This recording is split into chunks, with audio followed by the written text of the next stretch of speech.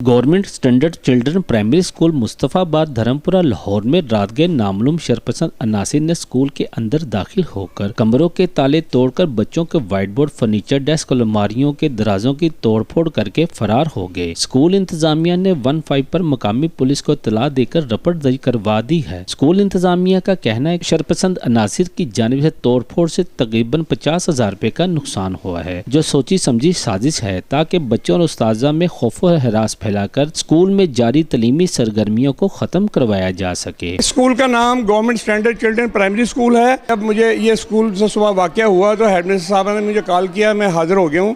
हमने 15 पर भी कॉल चलाई है और महकमा तालीम की इंतज़ामिया को भी खबर की है। थाने से लोग आए थे, उन्होंने भी आकर यह मौका देखा है। यार इतवार के दिन को यहाँ एक हादसा हुआ है जो कि 3-4 क्लासों में ज़बरदस्त तोड़फोड़ की गई है और जिससे ब्लैक बोर्ड भी टूट गया है, फर्नीचर भी टूट गया है।